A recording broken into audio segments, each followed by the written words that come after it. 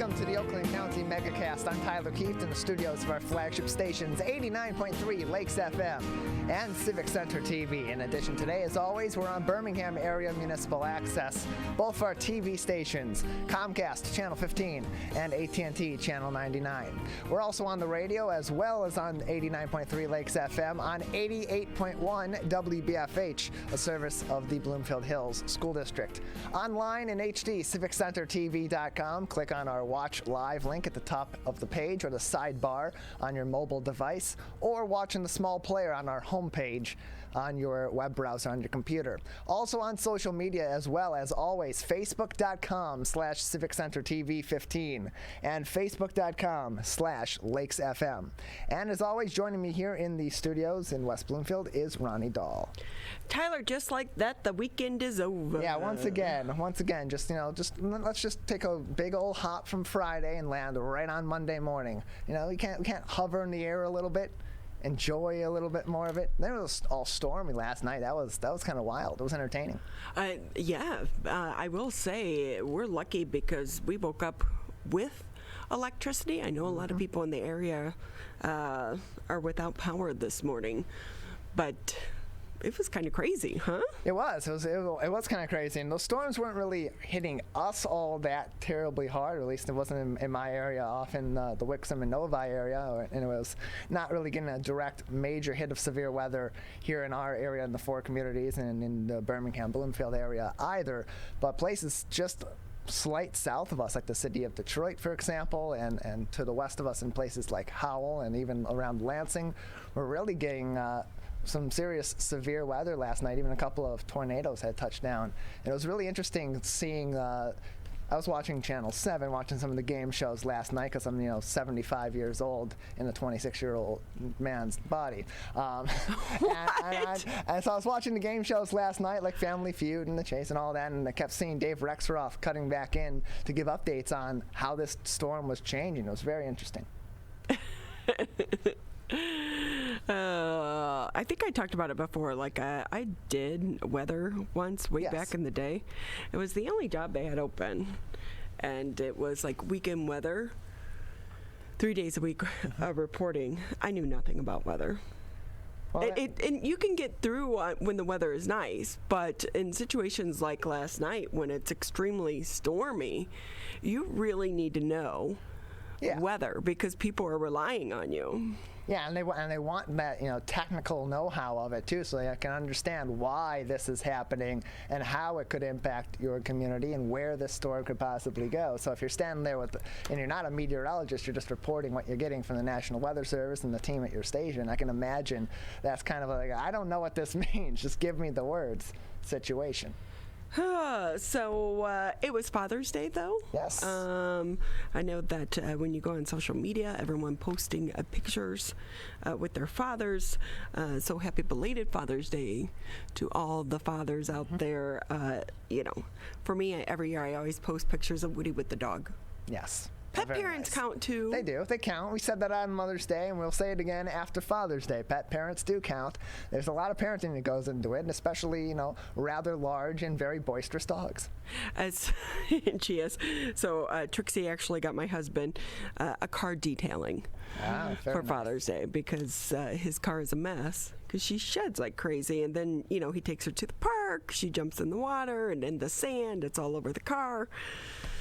So he'll get his car clean. There was this situation where she sent his car to an expert, or did she detail the car herself? Is that one of her interests?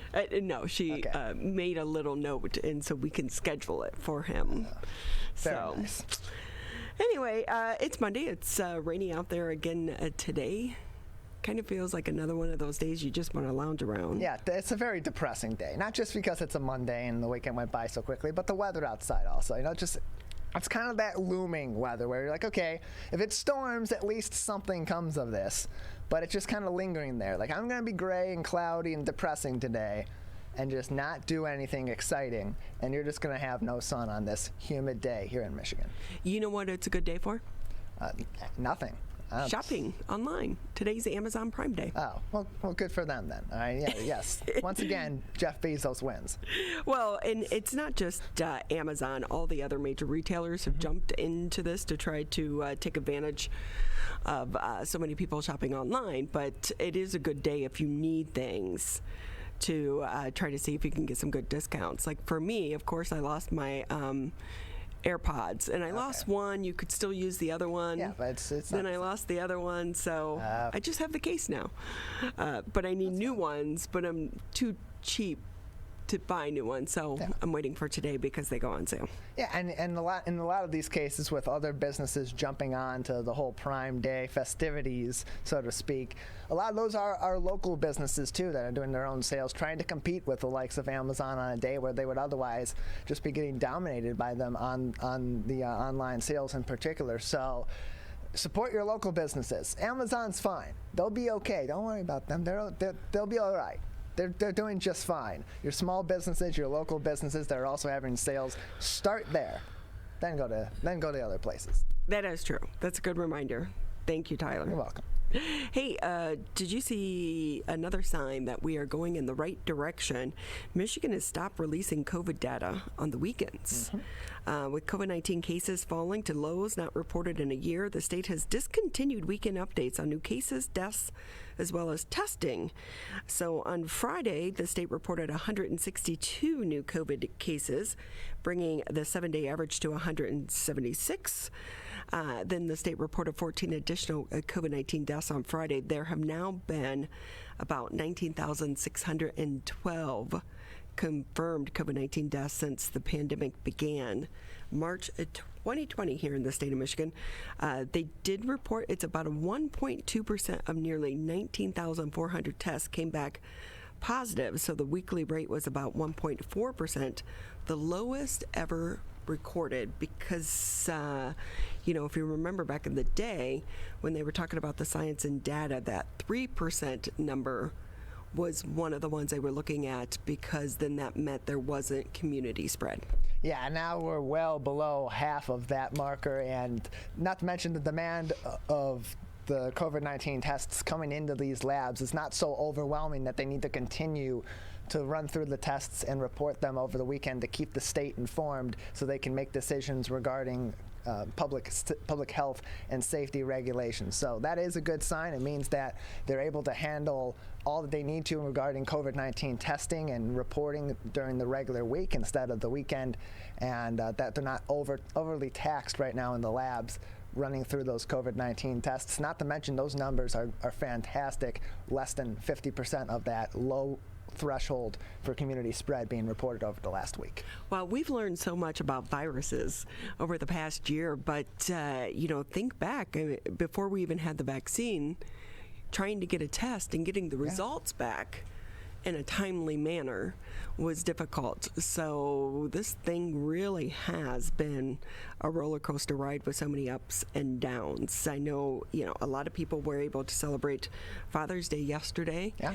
We went to Ohio, surprised my dad, and for the first time there was really no talk about COVID. Yeah, that was really nice. And I went to lunch with my dad and my brother yesterday, and there were a lot of other families that were there as well, celebrating the festivities of the day, celebrating Father's Day with an early get-together like my family had done. And yeah, even there, just not a lot of COVID talk, not a lot of masks being seen, if any, at all, and still some distancing, people being careful. But you wouldn't really be able to tell the difference if you went back 2 years to the last time we were in sort of a normal situation on Father's Day versus now. In that location, at least. So with that too, though, one thing that isn't back to normal, the U.S.-Canadian border, the restrictions, they had been extended until July 21st. However, Canada's public safety minister said Friday that border restrictions on non-essential travel with the United States is going to be extended until the 21st of July. But there is a move that is being made in coordination with the U.S., he says, or that was a move rather, being made in coordination with the U.S. He says that Canada's number one priority is to keep Canadians safe during the pandemic, but he did note that the government plans to release some new details today about fully vaccinated Canadians who return to the country. So the Canadian government has said it anticipates fully vaccinated Canadian citizens who test negative for COVID-19 are going to be exempt from that 2 weeks of quarantine when returning to the country sometime in early July. Border between Canada and the U.S. remains closed to all non-essential travel. The restrictions were announced in March 2020 in the early months of the pandemic, and they have been extended every month since then. We are so close to the border, and we have so many people that live here, but their relatives live over the border, or they have property over the border as well, and they have not been able to go back and forth and visit their loved ones or check on their property. Yeah, and the U.S.-Canada border in Detroit is the busiest crossover of the U.S.-Canada border altogether, and so that deeply impacts our local area. This extension to July 21st of their moratorium on U.S.-Canada border crossing for non-essential travel. Not entirely surprising, as Canada is still trying to get its sea legs under itself in terms of COVID-19 vaccinations and catch up a little bit to us. But they're in a position now where things are looking up enough in the United States, and they're starting to make some progress, although not a lot, on their own vaccination process in certain parts of Canada, that they can at least explore different ways to lift some of those restrictions. And so this is really a stopgap to give the Public Safety Minister Bill Blair over in Canada and the United States, presumably the State Department and the Department of Health and Human Services, to allow that travel between the U.S. and Canada. Another industry that is trying to get things in order so that they can rebound, the cruise ship industry. So a judge has ruled for Florida on the CDC order blocking cruise ships. Federal judge on Friday ruled for Florida in a lawsuit challenging a U.S. Centers for Disease Control and Prevention order, making it difficult for cruise ships to resume sailing due to the pandemic. So the U.S. district judge wrote an 124-page decision that Florida would be harmed if the CDC order, which the state said effectively blocked most cruises, were to continue. The Tampa-based judge granted a preliminary injunction that prevents the CDC from enforcing the order pending further legal action on a broader Florida lawsuit. While the CDC could appeal, the judge did order both sides to return to mediation to attempt to work out a full solution. A previous attempt failed, and said the CDC could fashion a modification in which it would retain some of its public health authority. We have so many people from this area that when you go on a cruise, most people fly to Florida and then hop on the cruise out of Florida.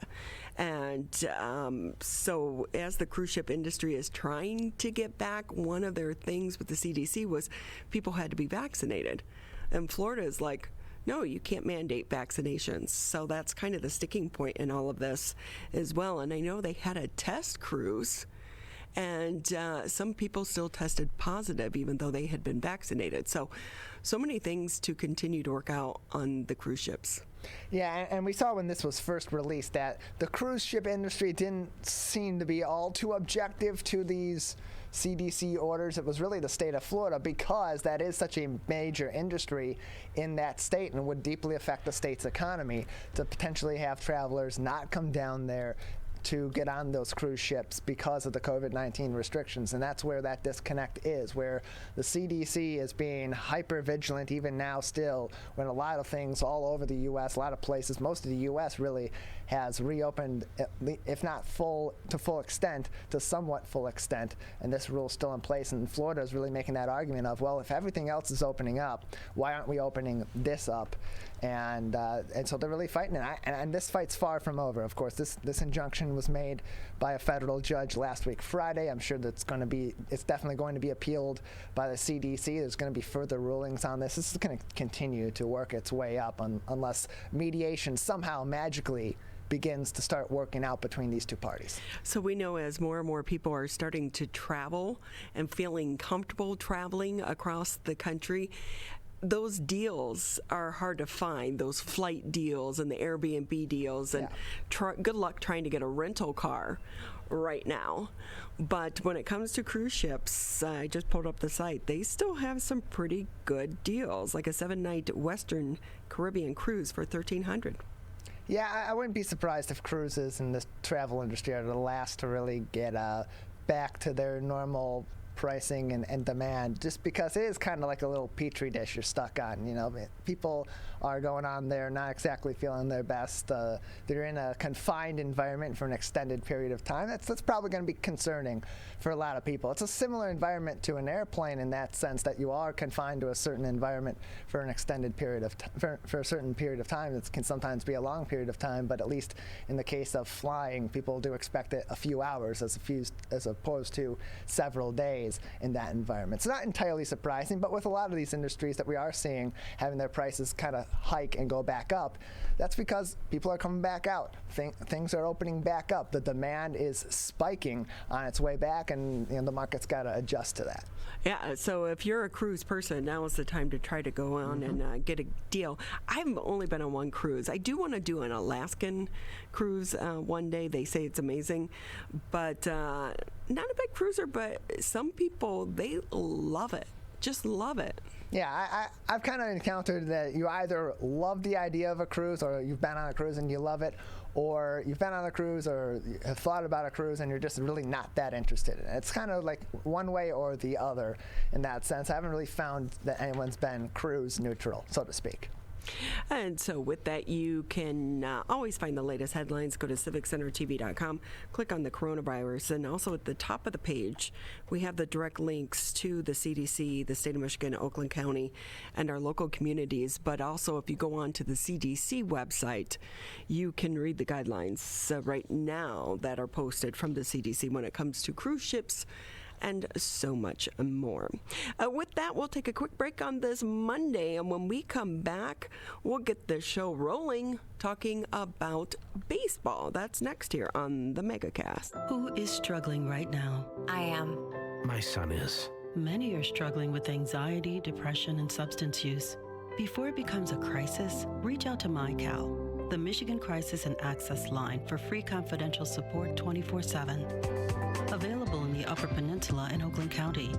Just call or text 1-844-44-MyCal or chat online at michigan.gov/MyCal. A message from the Michigan Department of Health and Human Services. Motorcyclists are hard to see. To keep everyone safer, it's important to always look for them and know where most crashes occur. 84% of motorcycle and vehicle crashes happen on streets, not highways. And most crashes with motorcyclists occur when vehicle drivers are turning left. So before turning, especially to the left, make sure you look for motorcyclists. Then look again. It could save a life.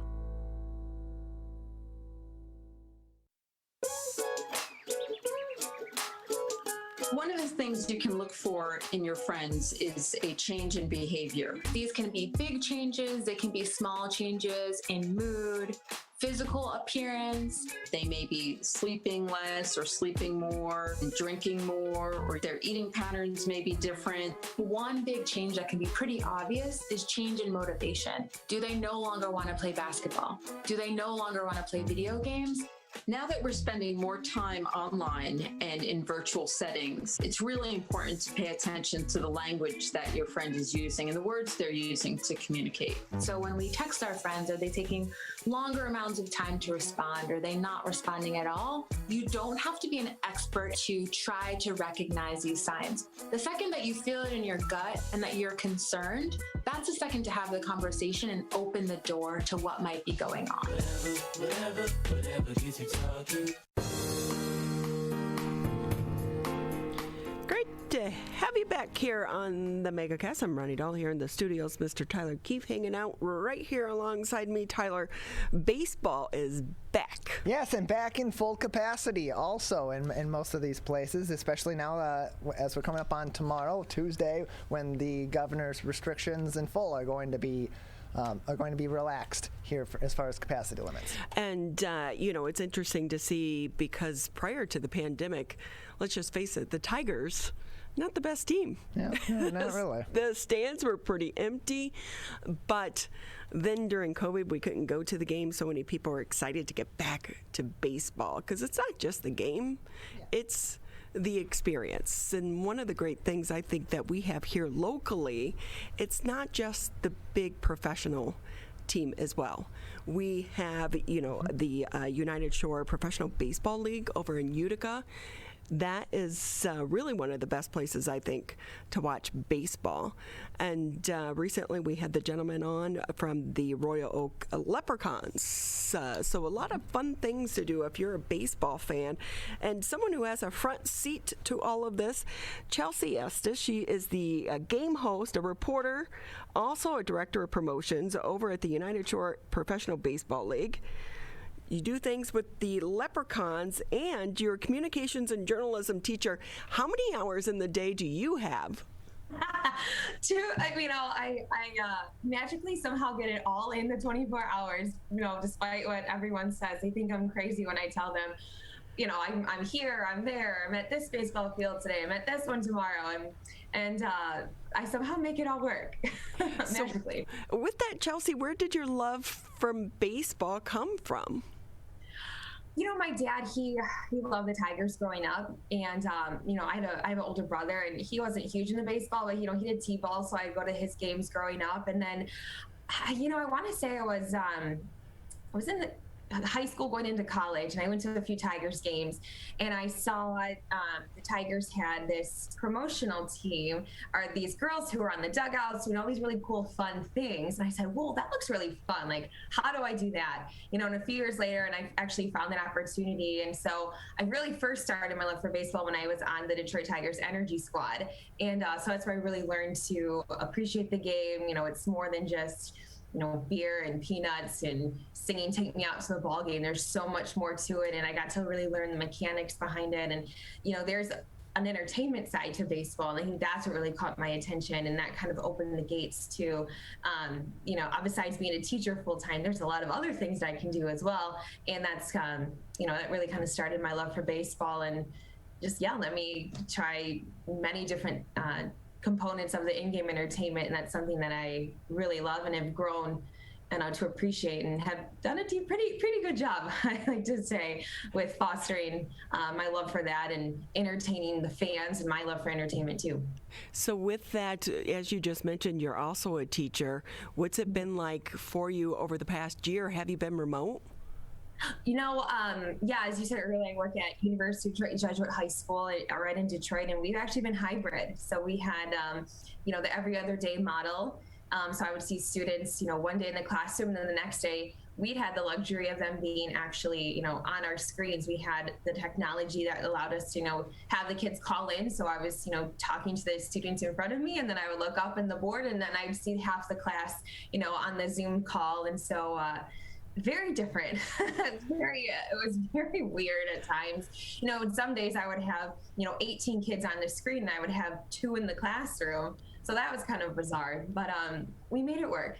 All these teachers, we somehow magically just turned water into wine, and it worked. So it has been quite the year. I too wonder, for the teachers that have been doing the hybrid, when your back is turned to the Zoom, are people making bunny ears behind you? I would do that. I'm sorry, I would do that. They were doing some things, and then, as you say, don't have your cell phones. You all could see them like on the side. And so I'd say, so who you texting, or what video game are you playing today? Not to encourage it, but just to kind of, poke fun at, just go along with what we got going, what we had to deal with. But, we made it work, and the kids were great. They were such troopers, truthfully. The seniors especially, they were able to still have a graduation and some fun end of the year activities, despite, everything that they went through. So yeah, you feel so much for last year's students because they didn't get those end of the year traditions. So it's good to see that so many of the students were able to take advantage of that this year. And one of the traditions that we're also excited to get back to, going to baseball games. And so how is your summer looking? It's crazy. Baseball usually is for me either Wednesday through Sunday. And so I kind of, because I'm at, we said earlier, I'm at Royal Oak Leprechauns a few days, and I'm the in-game host at USPBL Jimmy John's Field. And so I kind of divide my time equally between, both teams and their schedules depending on the week. But it's been great. It's been fun. I think really the last few weeks, more fans have been coming out to both venues. The Royal Oak Leprechauns, as you said, we're local. We're really, really brand new. We started about a month ago. June 5th was our opening day, and our opening day was huge. I mean, it kind of exceeded our expectations, truthfully. We didn't really know what to expect. Before the game started, I think we said there was about, 250 tickets sold, and I was like, "Great, that's good," just because, again, it was so new, and I wasn't sure to be do enough or do enough people know about it. But I mean, there was at least, I don't know, maybe 700 people that showed up there that evening, and so it kind of took us by surprise. But last week we had a Thirsty Thursday deal, and it was also Educators Night. So we've been trying to do some fun things to try to get the city of Royal Oak informed about the games, and just to try to get people come out. It was beautiful, beautiful nights the past few weekends. So they've been pretty good. And then same with USPBL. They're a little bit more developed. They've been around for, I think this is the 6th season. So, they have a little bit more of a fan base. And even last week, the stands were starting to get a lot more filled. There was a lot more chatter, with the fans. And so it's really fun to see people coming back out and supporting all these teams. Chelsea Estes with us here on the MegaCast. Chelsea, how do you approach promotions when we're coming out of a pandemic, but we're still kind of in it? Right. So my promotional role is a little bit more geared with the Royal Oak Leprechauns. And so we're all kind of working together in that, but, we really wanted to try and involve the community. But it's also hard to ask the community, especially small businesses to, hey, buy this, buy that, to try to help, us, but it also would try to help their business as well. So that's been a little tricky, but we've been starting to see a few more, banner sales go up in the outfield at Memorial Field. You'll see some banners out there, and it's slowly coming, but it's definitely been tricky, and asking people to come to games can be a lot. Some people are still a little cautious than others, but again, like we said, I think it's slowly really starting to turn the corner for the good. Well, and the good thing is baseball is outdoors, so more people are more comfortable being outdoors. But in tomorrow, the mask mandates go away, the restrictions go away. Do you think that's going to make the public feel more comfortable? And do you anticipate the rest of the season is going to be a busy one for both of the teams? I think so. I think people, I think the last few weeks we've seen, restrictions be a little bit, they're loosening, and, people's comfort levels. And I see within fans, you'll see some people and fans wearing masks, and you'll see others who are just sitting close next to their partners and doing high fives here and there. And so it's just, I think, truthfully being respectful of people's boundaries, and me being the in-game host at both venues, I am with the fans. So, but I am also just, I don't know their comfort level, so I always, I still keep my distance. I'm still respectful. If you want to do a fist bump, let's do that, and stuff like that. And just, again, I think the more comfortable, or fans see what the venues are doing to, go along with everything and try to meet so many people's needs and to make them feel comfortable. And I think they'll see that each venue is being respectful, and that that'll hopefully encourage people to also come out. So we know that capacity limits have been lifted, like at the Tigers and some of the venues as well. But when it comes to actually selling the tickets, are more people coming? And do they have to still get the tickets online? There were so many little hoops that you didn't realize you had to go through when you got the tickets, that maybe if you haven't been to the ball game in a couple years, there are things that people need to know. Yeah, so over at USPBL, our opening day was in May, and so at first we had to have you had to have your tickets before you came to the game, and also they were social distance, because back when we had opening day, the date slipping my mind, the rules were a little tighter, and so it was very sectioned off. Families sat with families, and there was space between the next party. And so, but now you can walk up to the box office and buy tickets. You still see people spaced out, but it's still kind of starting to look like old times. And over at Royal Oak, some people buy their tickets online, but a lot just are walk-ups, and they just walk right up, and we have the seat map out there, and they'll say we want to sit here. At Royal Oak, it's a little more options to stand. There's some bleachers and a little bit more standing room than over at USPBL. But both venues have been doing a really great job adapting to the protocols and following what's going on. But fans are definitely starting to come back, which is it's so fun to see. And what about concessions? Yeah, the food and the beer, people are ready to have a good time.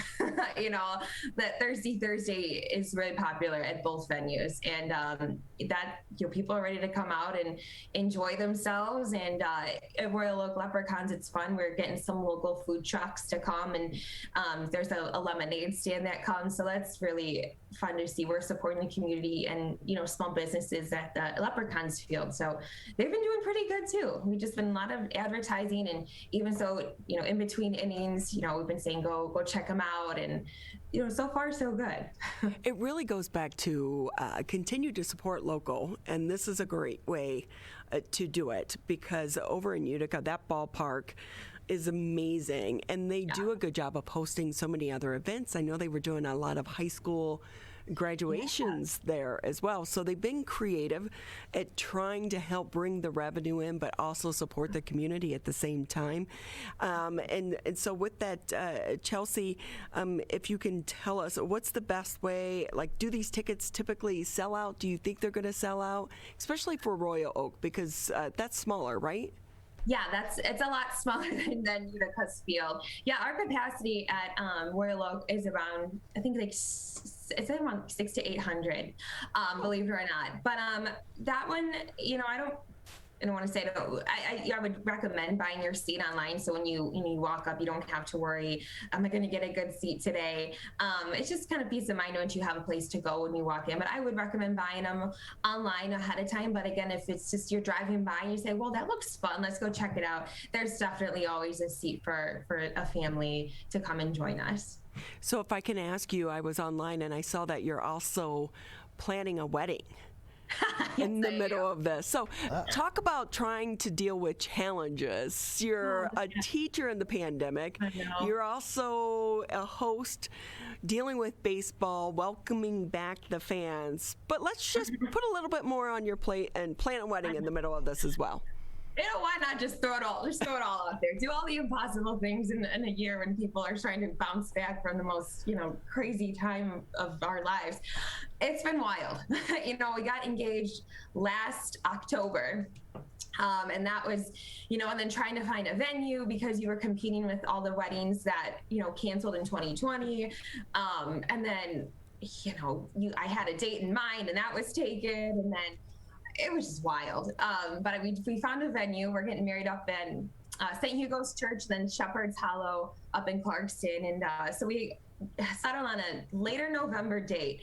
And when we booked that, we were holding our breath and crossing our fingers and toes and hoping, man, hopefully things will be somewhat back to normal by then. And so, I'm still crossing my fingers and toes that things are still looking up by then. And I'm pretty confident that they will be. But, it's been crazy just trying to plan it. And, the venues have been very, if you can't make it, you can still cancel and, find a new date. And they've been helpful, but it's been it hasn't been easy. It is such a challenge. And when you're hearing the news stories about some of these new variants, the Delta variant, because really we're kind of acting like, COVID's behind us, we're on the way out.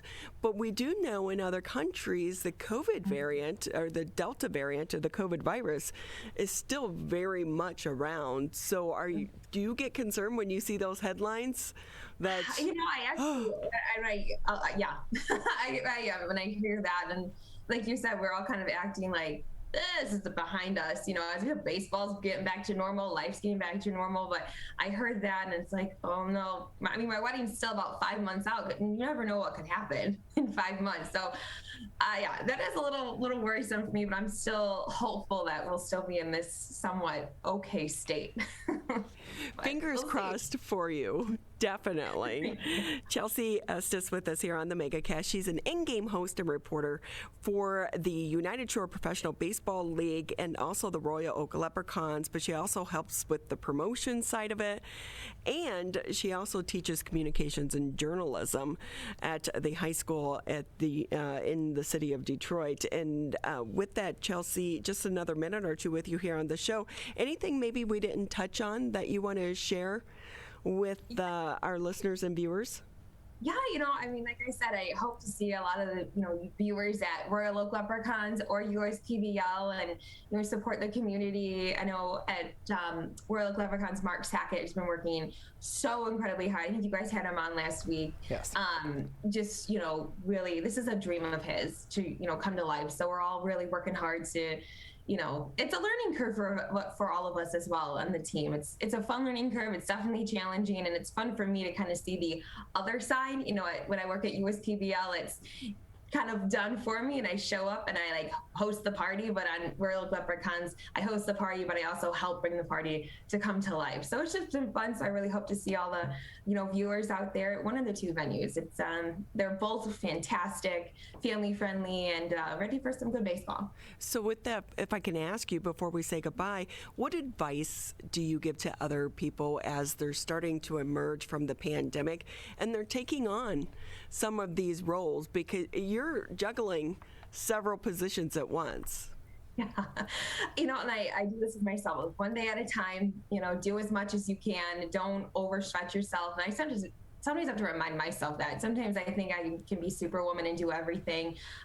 But it is a lot for people to come back out in public, and you just don't know, the person sitting next to you is totally okay. And it's just be respectful of other people and their, their concerns. And I think if we still remain that respectful, I think we all can enjoy ourselves no matter what venue you guys decide to come see me at. That's so great. And have you really had any cases or situations where people have gotten into maybe arguments or have not been comfortable with someone next to them? Not really. I haven't seen that at either ballpark. Luckily, like you said, we're outside, so people can, if they do start to feel a little, iffy, they can just go, down the fence line or go find another seat. It's been actually really, really good, really good. I think people are just so excited to get out and about that I think they know to be respectful and abide by the rules, so we don't, shake up things anymore. Right. We're so over them. We're so used to them by now. I know. Yeah. Well, it's been great talking to you. Yeah, you as well. Thank you so much for having me on. It was a lot of fun. We so appreciate your time, and also best of luck planning the wedding. Fingers crossed everything goes smoothly. Thank you so much. I appreciate it. Tiger, have you been to a baseball game yet? Or you went to the Tigers? Yeah, I went to the Tigers game. I haven't been to Jimmy John's Field or to a Royal Oak game just yet, but I have been downtown. It was a few weeks ago, so it was still under some restrictions. Yeah, I want to check out the Leprechauns. Just if anything, because I love their name and I want to wear green. Yeah. Oh, that sounds like a lot of fun. Yeah. Anytime. We still got some of the St. Patrick's Day decorations over here somewhere in the studio, so I know we can throw those on and head right on down. I know. I guess I should have asked Chelsea if I can come, if I showed up dressed like a leprechaun. I mean, it's all part of the party, so bring some Lucky Charms. Oh. Very nice. Yes. So with that, again, we want to say thank you to Chelsea for taking time out of her day to be with us on the MegaCast. If you get a chance, though, both venues are so great to be able to take your family, take your kids. So many of the kids have spent hours upon hours in front of the computer this year. Get them out, let them enjoy the game of baseball as well. With that, we'll take a quick break here on the MegaCast, and we'll keep the motivation rolling on this Monday. Stacey Renee next with us here on the MegaCast. Can I ask you a question? Why did you get your kids vaccinated? It was hard for them to social distance, to be isolated from their friends. I want them to get back to school and sports games. So as a pediatrician, I recommend the vaccine to everyone I know.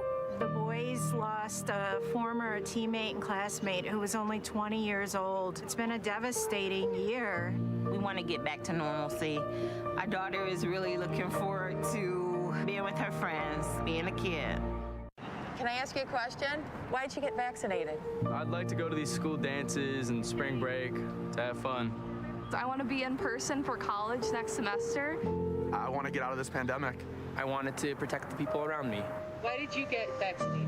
Because I'm really looking forward to hanging out with my friends. I just want to go to a show, dance around, not have to worry about anything, feel like I'm free again. So we can not miss out on the best years of our life.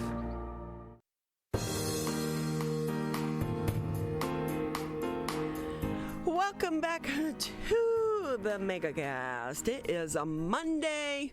It's gray. It's rainy. Sure. Although it did get me out of mowing the lawn.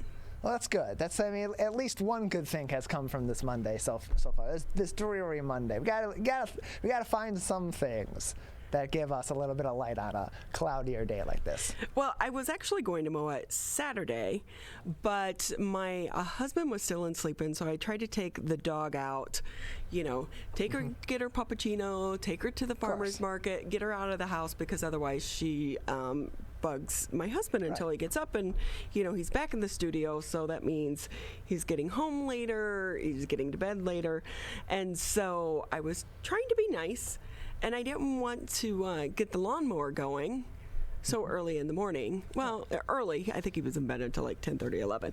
But then the storms came. So Saturday, so I didn't really have a chance. And then it's like, do you mow if the grass is still slightly wet? I don't know. And then yesterday, we were in Ohio for Father's Day, and so it looks like I'm getting out of it again today. Oh, well. You'll get there. It'll happen. The sun will come back out. Maybe tomorrow. I don't know. I'm not Annie. I can't guarantee it. So we'll see what happens. Sometimes, though, I do let it go. And the only reason why I was going to do it this time is because it was Father's Day weekend. But sometimes I let the lawn go just to see how long it will take my husband until he mows it. Yes. I think one time it was well over a foot. I took a ruler and measured it. Interesting. Sometimes I'll do the front. That's a long time before a complaint goes through. So with that, though, it is Monday, and we're always great to have our good friend Stacey Renee join us on the show, because let's kick off our Monday with some motivation. Stacey, how are you? Hi, I am fantastic. You cracked me up on your lawn mowing just to see how long you can get away with it. I mean, really, that's kind of smart, right? And I'm sure I'm not the only person out there who has done this. Like, these little challenges that we give our better halves, right? Sometimes keeps them on their toes. Right. Fair. It's all fair game. It's all in good fun. I always tell my husband I'm going to get one of those charts, like when you're in school and you get gold stars. I unloaded the dishwasher. Here's a gold star for you today, baby. Right. So what are some ways so if we're talking about that, what are some ways for us to motivate other people? So I think before you can motivate somebody else, you have to be motivating yourself and make sure that you know what you're telling somebody, because you just can't talk it, and you just have to kind of walk the talk. So it's kind of like do as I say, not as I do. But when you want to motivate somebody, you should motivate yourself. It's kind of like, my big thing is you can't make somebody happy until you're happy yourself, right? Make sense? That is very much true. Yeah, so I've heard a lot of people say, oh, you know what? I just want to be with them. They make me happy. And I'm like, no. You actually are happy and they add to your happiness. So don't let somebody control your happiness because you are in control of yourself. And you know what I've been finding lately is the amount of sleep that we are getting nowadays is a lot less because we are so connected to social media. We are so connected to online streaming. And sometimes we have to step back, and really take a look at your life and what you're doing and how many hours you really are online. It's crazy to think how much we are. So let's open our eyes a little bit. I recently just did this, and I disconnected to reconnect, and it has been amazing. The things that I have experienced, how I am now, it's really refreshing and feels great. So when you say you disconnected to reconnect, tell us more. So the average person spends about 10 hours online each day. It's kind of a lot, don't you think? I do. Yeah. I will say that's the one thing with Apple now. They give you your screen time. Oh. Right. It's a little scary. Exactly. It really is. But, with 10 hours a day, sleeping less than 7 hours a night, that's a lot of time. And then over 1/3 of households have subscribed to video streaming such as Hulu, Netflix, HBO, Peacock. I mean, you name it. I mean, we are so inundated with being connected, and you've got the social media with Snapchat and Instagram and the Reels and TikTok, and it really can become a job on top of your job, on top of whatever other job that you have. And that's, if you think about it, Ronnie, that's 70 hours a week online. That really doesn't leave much room for you for other things, right? That is really, when we break it down like that, it is kind of scary, because for so many people, the first thing you do when you wake up, you grab your phone. The last thing you do when you go to bed, you put your phone down. And so all the hours, and with that too, but we were in the middle of the pandemic where we felt like we had to be connected. Mm-hmm. So how do we now try to break those habits? So the importance of disconnecting is really finding out who you are again, instead of feeding off of other people's social media to feel good or really feel bad about yourself. When you're plugged in, you barely have time to be creative, to live your own life. You become sleep deprived. You just get disconnected with reality. Let's face it, it's reality that just is no longer real. And then you're really neglecting your relationships, your work ethics, your chores, and good grief, who knows what else? So think about that. When you just take a moment, you step back, you disconnect, your eyes get opened to a lot of things. And instead of having the social media and all that rule your life, look at the skills and the imagination that you're having. Get connected with fellow humans and think about it. It's not only taken away from you, but it's taken away from your kids and the memories. We don't ever want that in life, but that's what's happening right now. And they're seeing it in schools. There was a woman who did a study, and she had them disconnect. She was a teacher, and she had them disconnect from social media. And the response that these children had were like, I didn't realize how much I was ingrained in it. Not only that, but their personalities changed. They became nicer. They became more helpful. They became more connected with their peers, their teacher, their families. And it really opened their eyes to these 30 students. And the teacher documented all of it. And it was a great eye-opener to what we are doing to ourselves without even realizing it. It's like kind of putting your hand over a burner, and you're like, it's no big deal. I'm just going with the flow. And all of a sudden you get closer and closer. And all of a sudden, before you know it, your hand is burnt. And you're like, I had no idea that was happening until I got burnt. Does that make sense? So, and with that, Stacy, for parents, it can be so hard to try to break their kids of the habit. What advice do you have for them?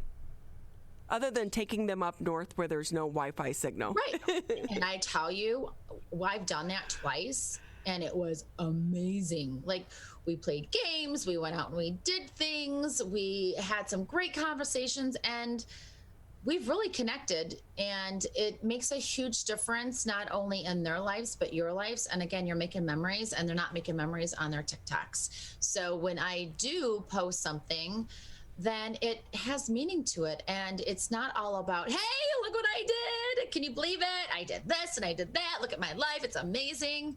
That's not why I post anymore. I post to make an impact, to make a difference, and to show my kids that life is not about everybody else. It's about us, and it's about making memories. Because at the end of the day, when it's your time to check off the old clock and be 6 feet under, then what are you going to have to say for, oh, I have this, I have that. And I was on social media for how many hours a day? 17 hours, 10 hours, whatever it was.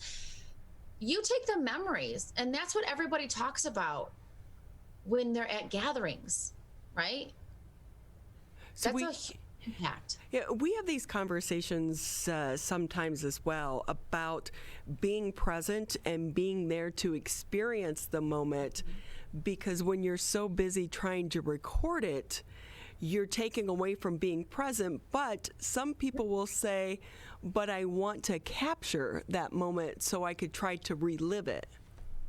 And that's fine to do that, but take a moment, do that, and then put your phone away. Because here's the thing, you did ask me a question about how do parents get away from the kids being on their social media. Parents, you're in control. You know, it's kind of like asking them to start doing chores, and they think that you're the worst parent in the world, because clearly you are, because nobody else does that. And what I'm finding out is the things that I'm asking my kids to do, other parents are doing the same thing. It's just not me, but they make you feel like you're alone, that you're the only parent doing this. You're the only parent that makes them put their phones on the charger in the kitchen at nighttime. I do that, and my daughter's like, oh, you know, everyone else gets to have their phone all night. No, they don't. That's just in their own head and what their own interpretation is. So parents, you know, you kind of have to stand up. I know sometimes it's a lot easier just to be like, just go on your phone, go watch something. But, you know, watch a movie together. Last night, I called them in like, hey, I found this movie. Of course, it's still online, but we had that time together, and we were actually talking about the movie, and we left feeling really good and giving each other hugs goodnight and what a great day. And they actually fell asleep a lot faster because they didn't have that electronic, which also keeps you up because of the lights that are in there that triggers your neuro pathway. And it's just really amazing how our eyesight's going, our stimulation is going, creativity. And I just think we need to stop, hold back, think about life a little bit more and what we really want out of it. Capture the moment, but move on. Don't spend an hour, put it on there, and then go back and fix it when you're by yourself. You have that time, that moment. People aren't going to judge you for that.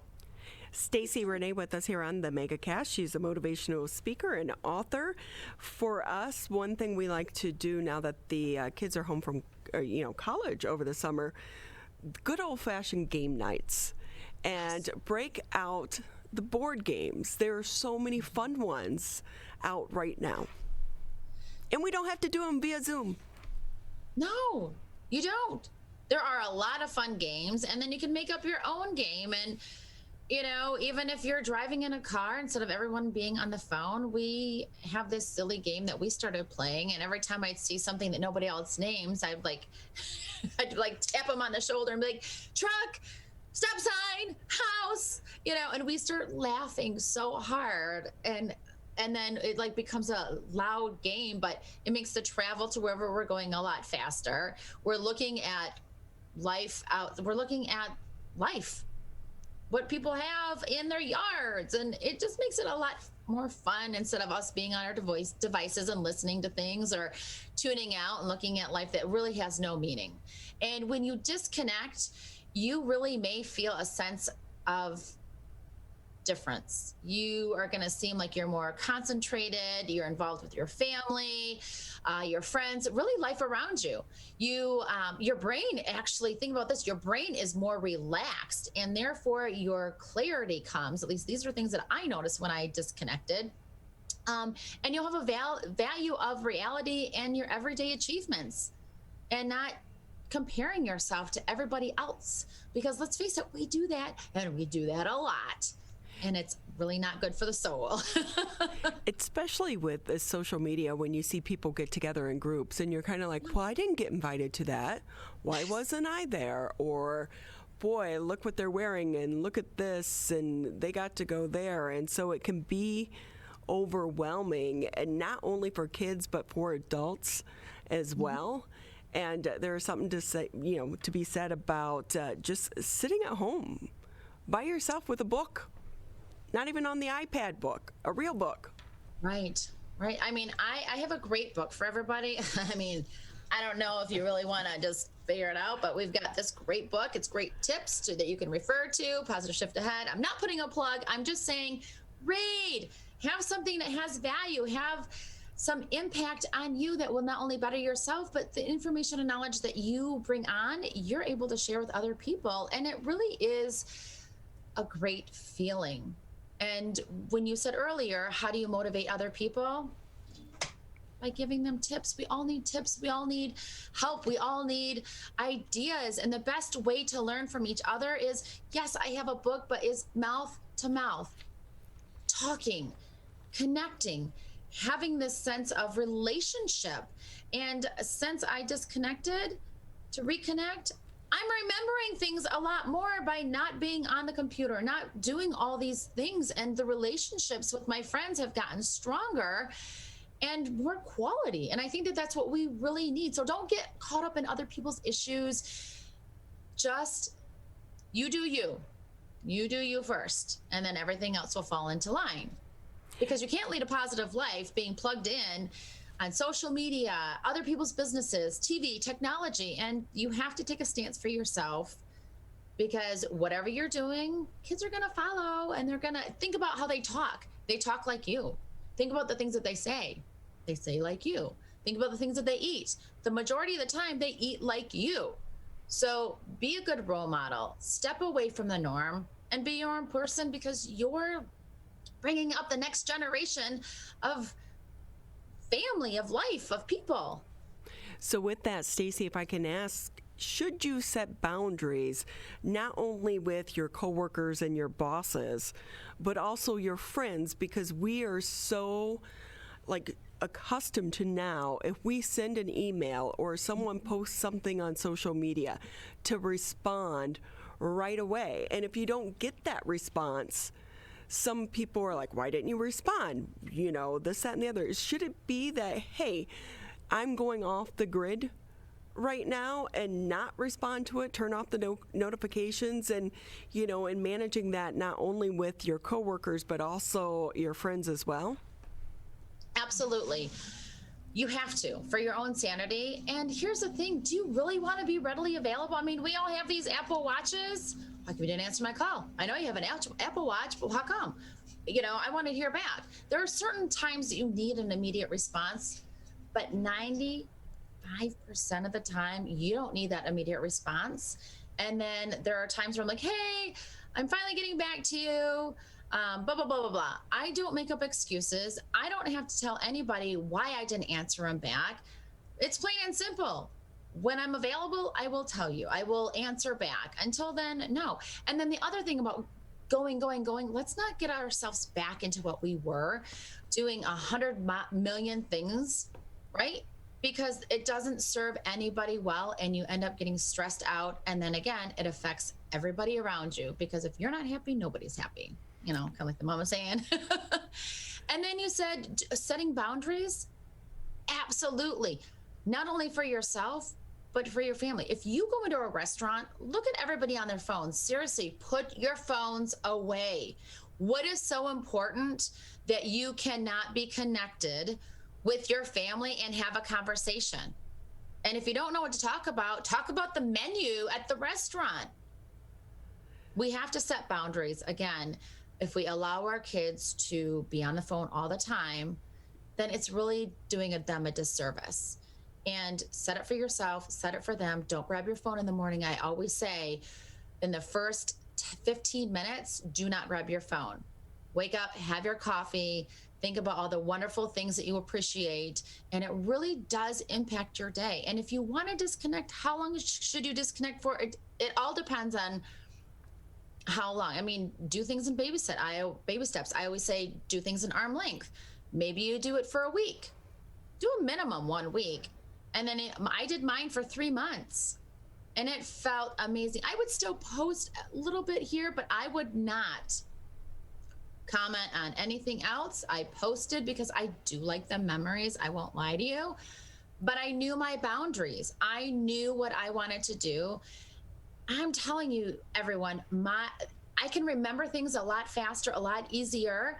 I'm quicker to have information. I can bring something in, and do I follow the news all the time? No, because that does not serve me at the time.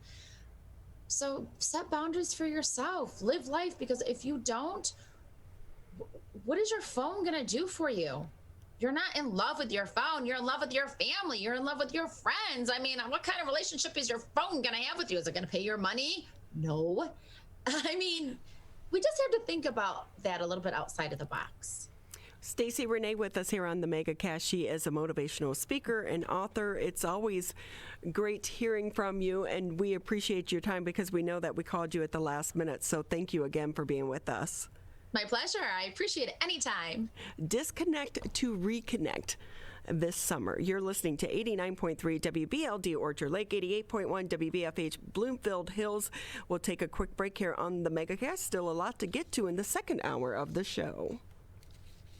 People are getting out to walk and bike in higher numbers. More vulnerable road users and higher speed traffic can be a dangerous combination. Crash severity has increased, so if you're driving, be sure to slow down and look for people. There's no need to speed. If you're biking, ride with traffic. If you're walking, avoid stepping into the road if possible. If you have to walk in the street, walk facing traffic. Learn more at walkbikedrivesafe.org.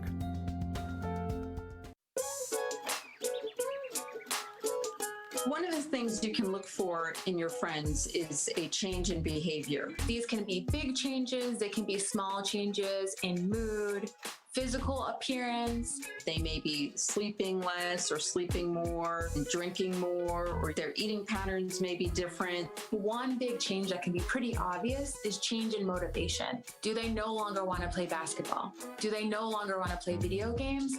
Now that we're spending more time online and in virtual settings, it's really important to pay attention to the language that your friend is using and the words they're using to communicate. So when we text our friends, are they taking longer amounts of time to respond? Are they not responding at all? You don't have to be an expert to try to recognize these signs. The second that you feel it in your gut and that you're concerned, that's the second to have the conversation and open the door to what might be going on. Whatever gets you talking. Thank you for taking time to be with us on this Monday morning. I'm Ronnie Dahl here in the studios alongside Mr. Tyler Keefe. As a reminder, you can always catch us Monday through Friday, 10 a.m. until noon live. Civic Center TV, Birmingham Area Municipal Access. You'll find us on Channel 15 on Comcast 99 on AT&T. And you can also listen to us on the radio, 89.3 WBLD Orchard Lake, 88.1 WBFH Bloomfield Hills. If that's not enough, social media.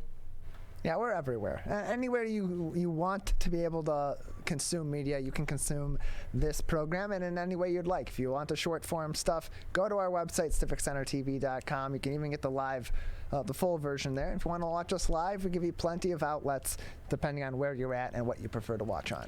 It's been a roller coaster ride for all of us over the past year, and someone who has had a front row seat to what's going on with our politicians and the decision making behind the pandemic is Dave Boucher. He's a government and politics reporter for the Detroit Free Press, and we've been so lucky to have you here in Detroit and navigating this crazy world and bringing us the news. How are you doing? I'm surviving. I'm doing well. Thanks for having me. How are you? We're like you, Dave. Hey, can I ask you, tomorrow is going to be another milestone here in the state of Michigan. I was surprised the governor did not have a big press conference to talk about the easing of the restrictions. What are your thoughts on that? The governor's going to have a big press conference tomorrow. There you go. Restrictions. So yeah, it's going to happen. You're right. It's a big day, as you noted. The Department of Health and Human Services is rolling back the majority of the big remaining restrictions. So the mask mandate, gathering restrictions, capacity restrictions, all related to the COVID-19 pandemic, are all rolling back at 12:01 tomorrow morning. There will be some rules that are still in place, and so that's important to remember. And the pandemic isn't over. We're just barely past 50% of eligible Michiganders who have gotten or who are fully vaccinated, not just with one dose. But tomorrow is a big day for rolling back restrictions.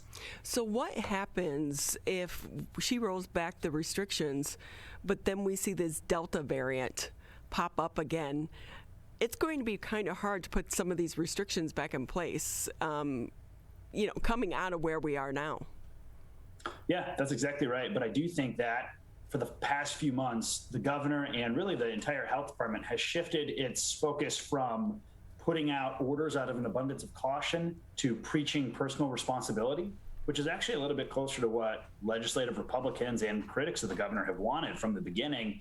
And now more than ever, vaccines are available. Vaccines are accessible. The broader public has had access to vaccines since early April.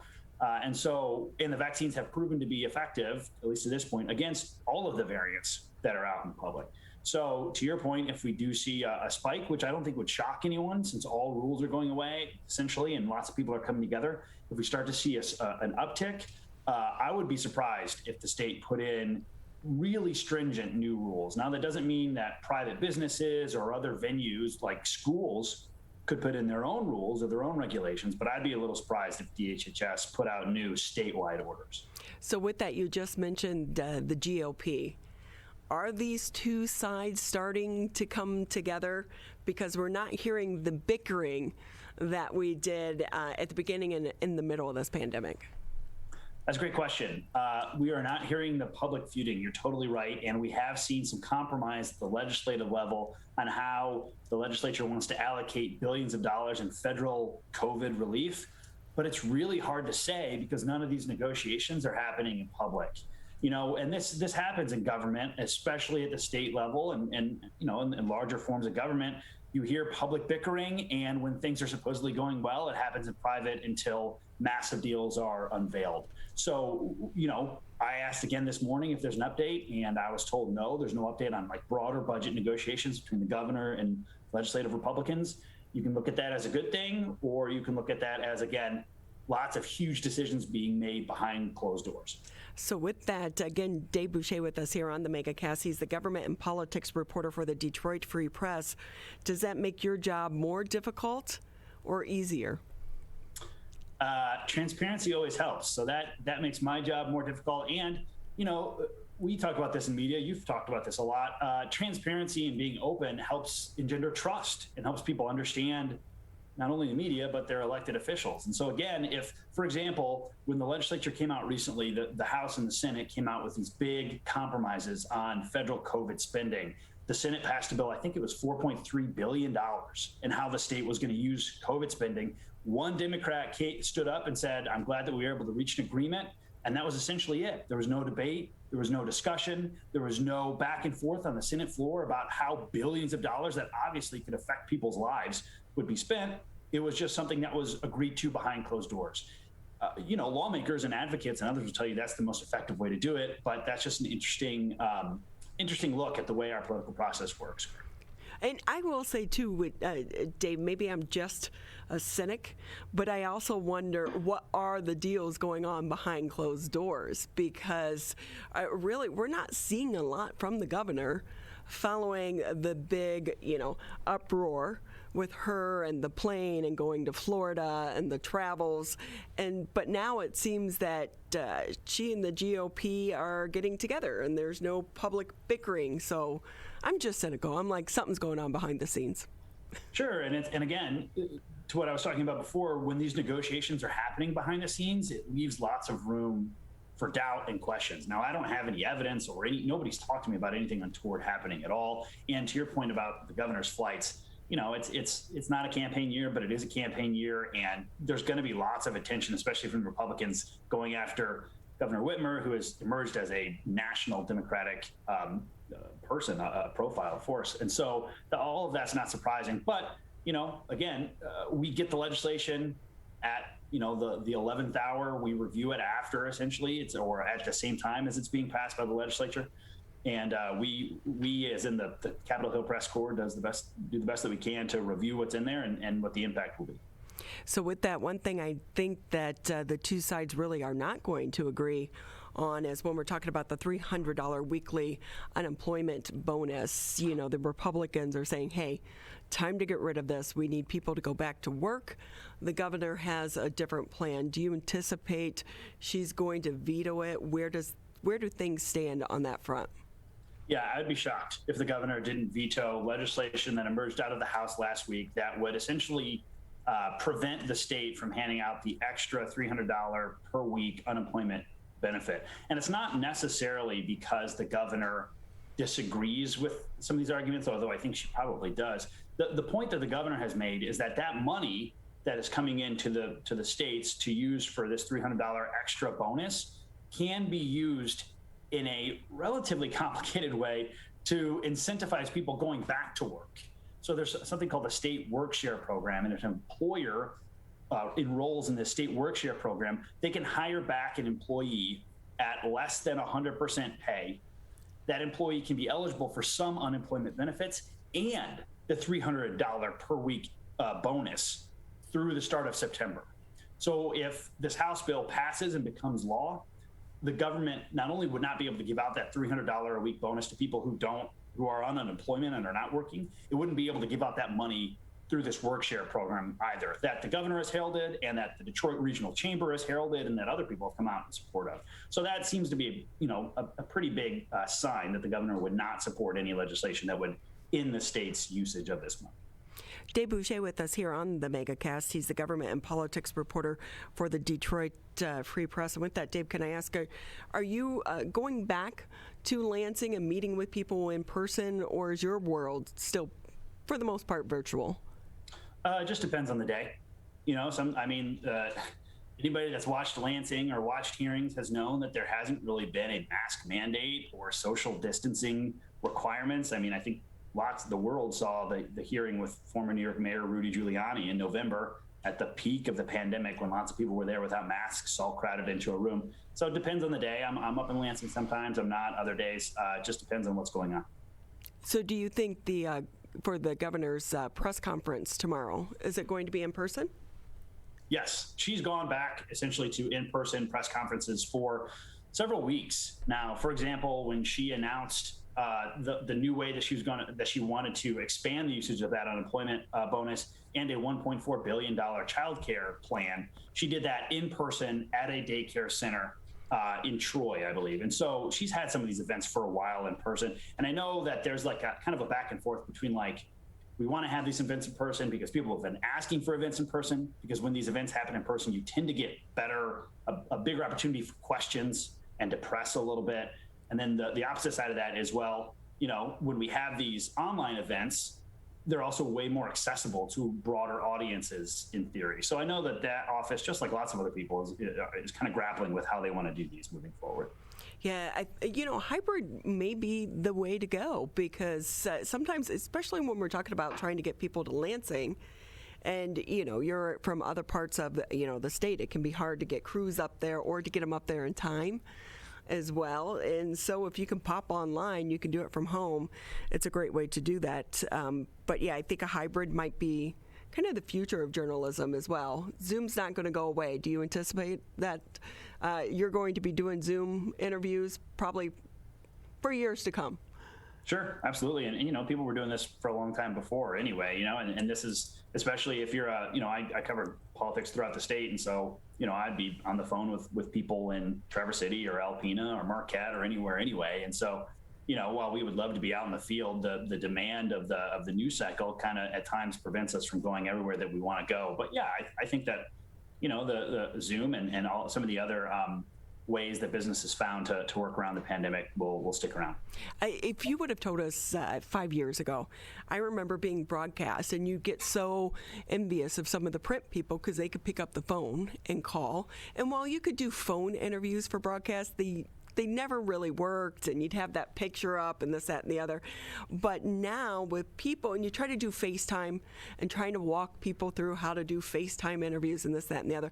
Now everyone is so accustomed to doing Zoom interviews that it really is, I think, just going to be here in journalism, a part of journalism. From here on out, it's going to be changed forever. Yeah, and it's a broader point about, again, coming back to this idea of transparency and accessibility. Before, if it was just a room full of journalists, the average public might not be able to see the governor's press conference, or might only see 13 seconds of the governor's press conference that aired on the 6 o'clock news, right? But now the accessibility is much greater. Another example of that is the Michigan Supreme Court is meeting today in person for the first time in more than a year, and they're live streaming that hearing. It's about redistricting. It's an important hearing. In theory, there might be some people in the room, and this could be one of those things that lots of people miss. But because it's being broadcast online today, again, a huge topic, many more people are allowed to or able to participate, again, in theory. With that, too, talking about journalism in general, because as we start to go forward and we've had so many of these all-city, really, meetings have been virtual. But as they start to go back, what advice would you give to new young journalists if maybe their local municipality isn't offering some of these, like let's say it's an environmental committee meeting. There are so many different meetings that have been virtual. If they don't offer that, what advice would you give to other young journalists starting out? Well, I think, and this goes back before pandemic time, but I think evaluating, this is a little wonky, but evaluating what meetings you cover and why you cover them is always a good idea.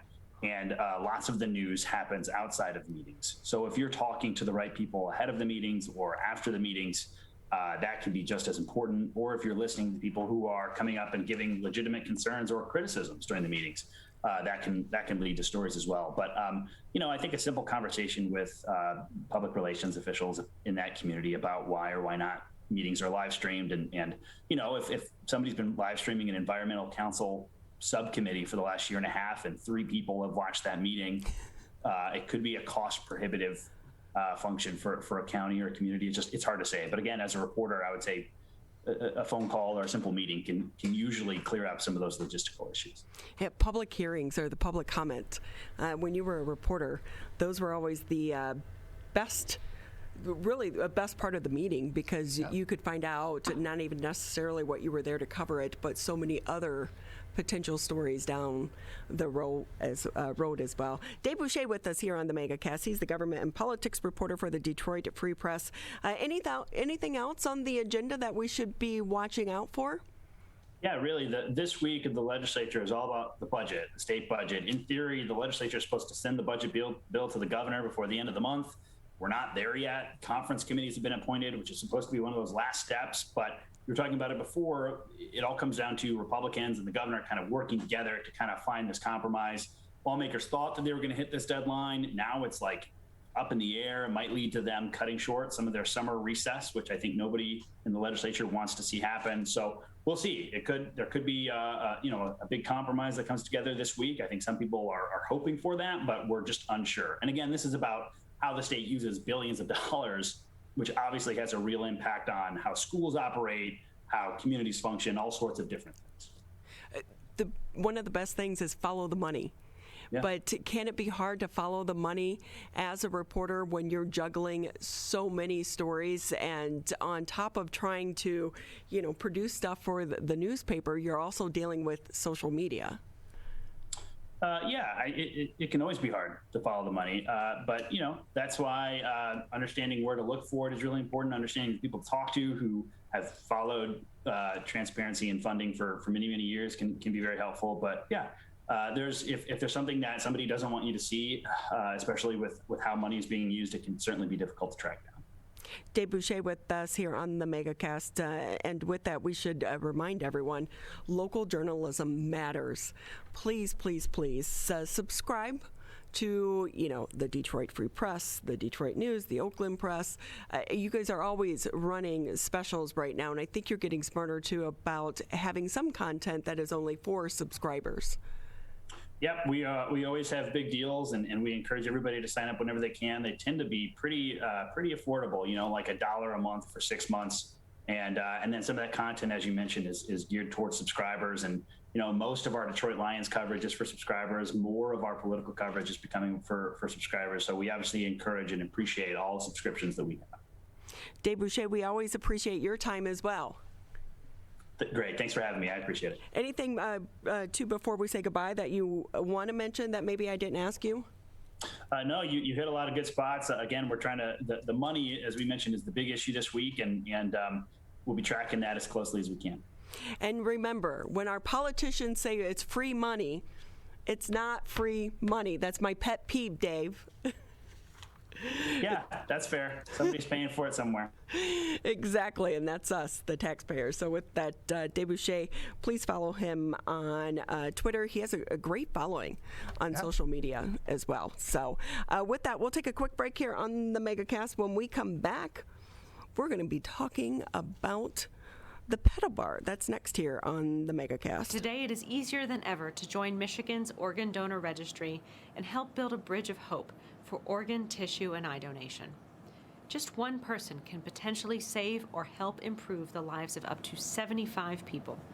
By joining, your legacy could be the gift of life. Sign up today at michigan.gov/SOS or at any of the more than 145 Secretary of State self-service stations located across Michigan.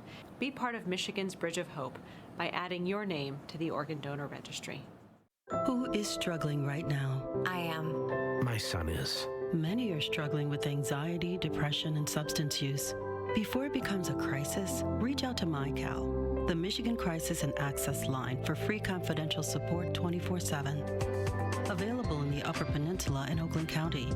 Just call or text 1-844-44-MyCal or chat online at michigan.gov/MyCal. A message from the Michigan Department of Health and Human Services. Nothing says summer quite like a tiki bar. Oh yeah, nothing quite. It's a fun time. Yeah, it's all about fun times. And that's what summer's all about, Ronnie. So. And what about a tiki bar on the water? Oh, even better, especially in Michigan. And the person that is making that happen here locally, Nick Blazek, he's with the Aloha Tiki Tours and Pedal Bar in Detroit. Nick, great to have you back with us. Aloha, thanks for having me back. We appreciate it. Where's your Hawaiian shirt today? Not today. So this is my dad's shirt. I would think, if you have the Tiki Tours, that every day should just be a Hawaiian shirt day for you. Hey, I wish, but this is my kids got me for Father's Day, so I said I'd wear it today. Oh, well, that's nice, and it's a great color, and it is still very summery and springy. Still tropical. So with that, how are things going? I know the last time we talked to you, we were just starting to get into the springtime. Summer is here.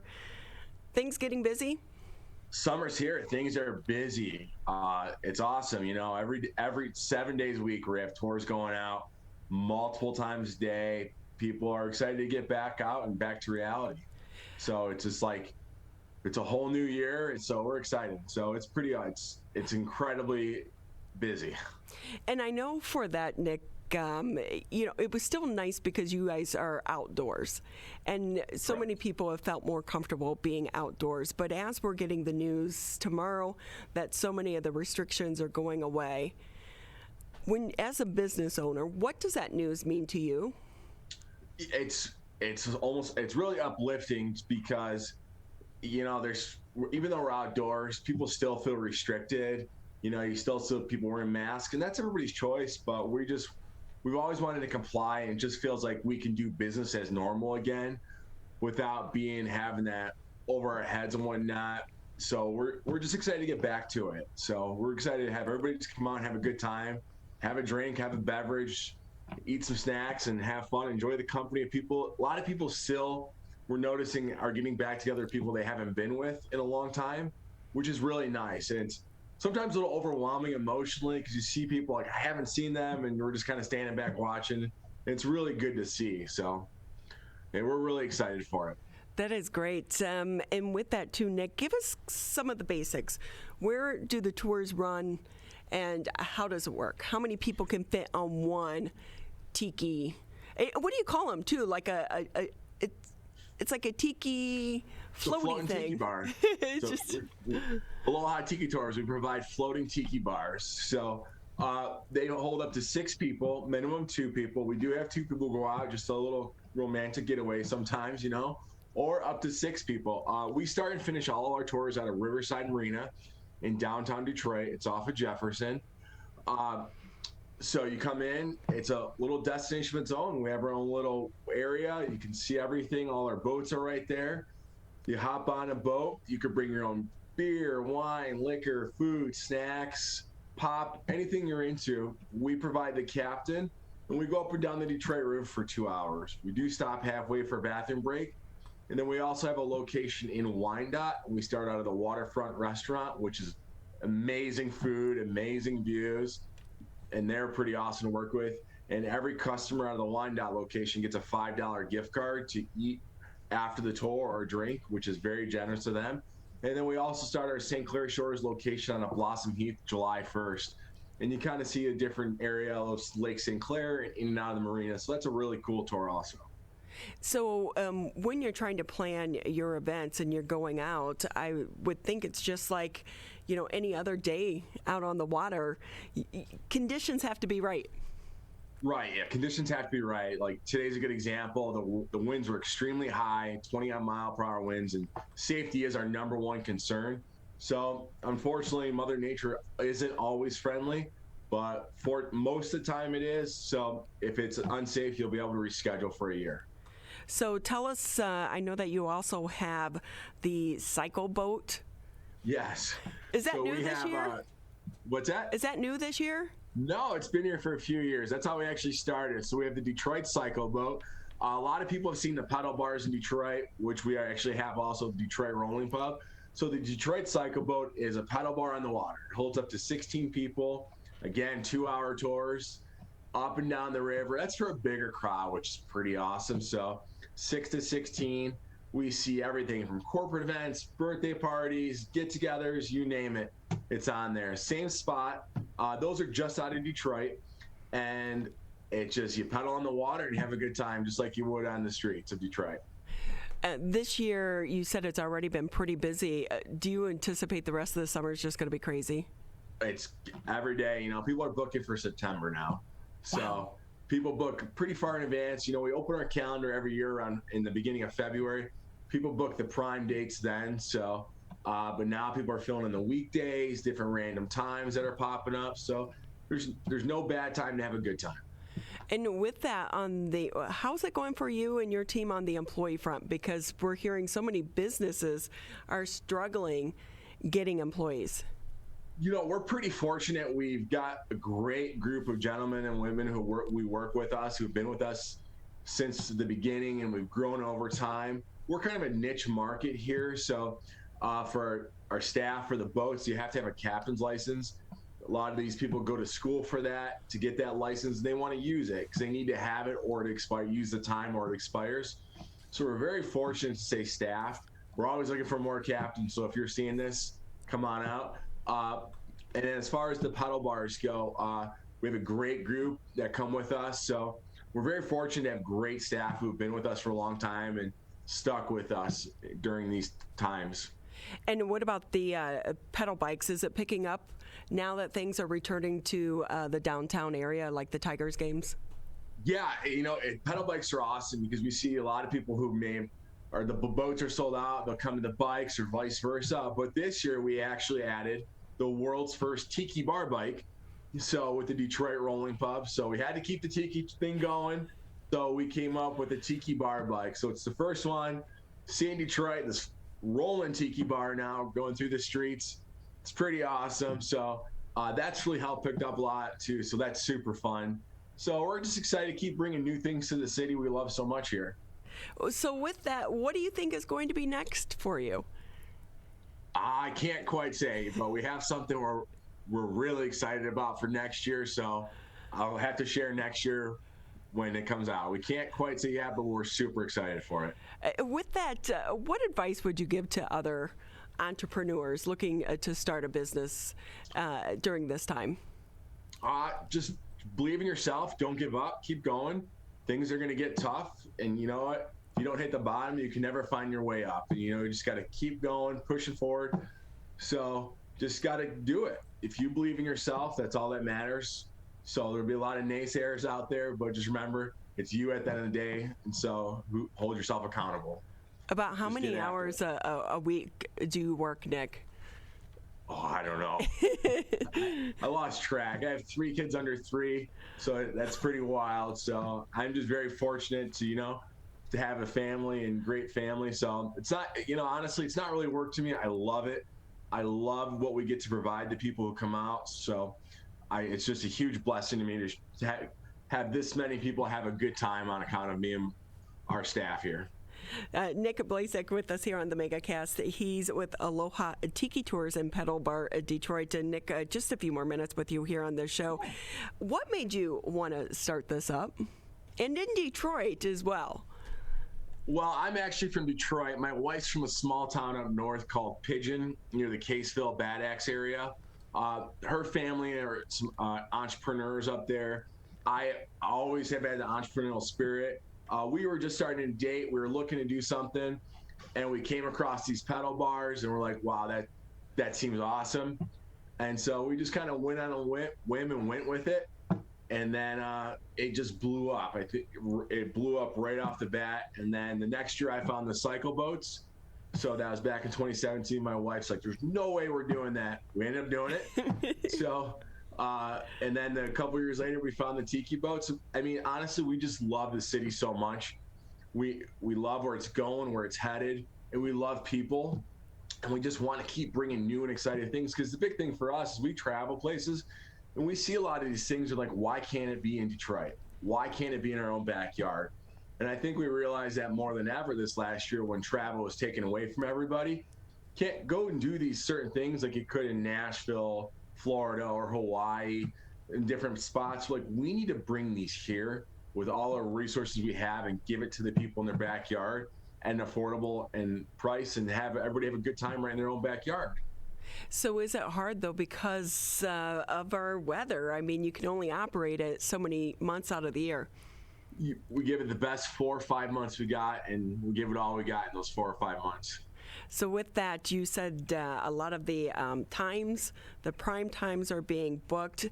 How can people go on and book some of the events now, and where is the cost typically?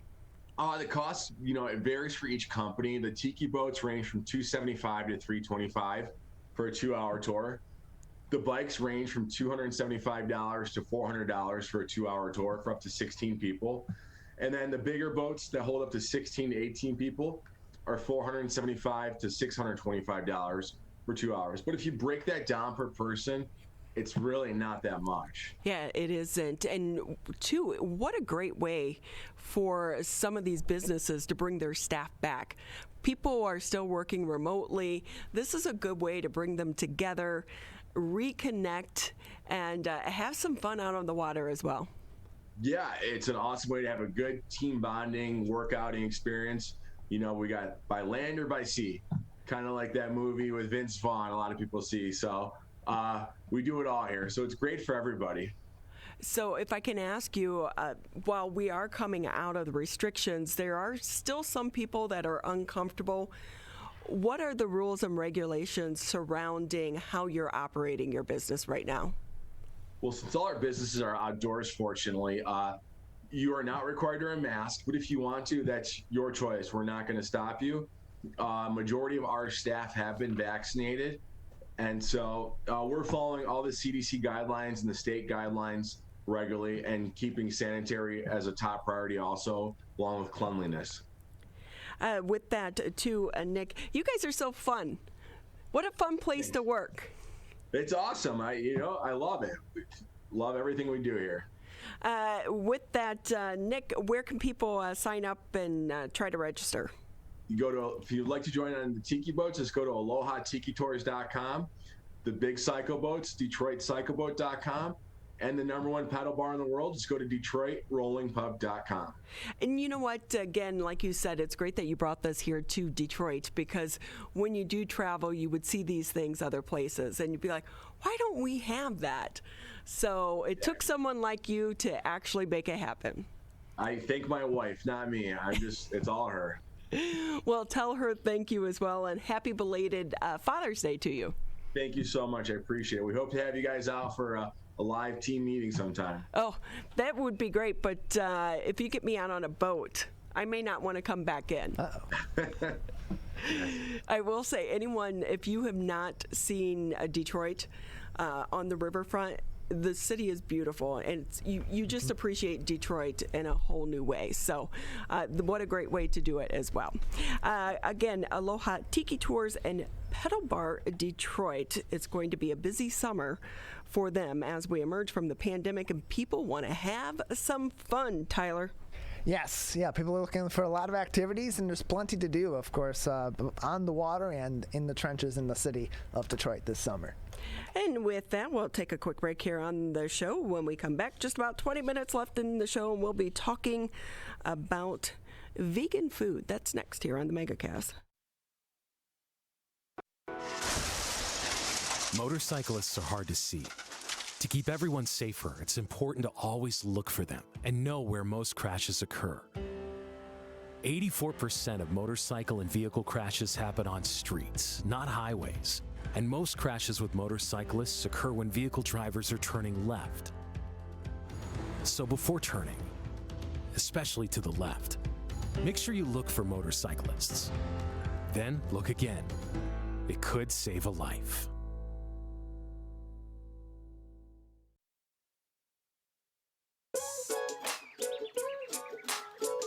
One of the things you can look for in your friends is a change in behavior. These can be big changes, they can be small changes in mood, physical appearance. They may be sleeping less or sleeping more, drinking more, or their eating patterns may be different. One big change that can be pretty obvious is change in motivation. Do they no longer want to play basketball? Do they no longer want to play video games? Now that we're spending more time online and in virtual settings, it's really important to pay attention to the language that your friend is using and the words they're using to communicate. So when we text our friends, are they taking longer amounts of time to respond? Are they not responding at all? You don't have to be an expert to try to recognize these signs. The second that you feel it in your gut and that you're concerned, that's the second to have the conversation and open the door to what might be going on. Whatever gets you talking.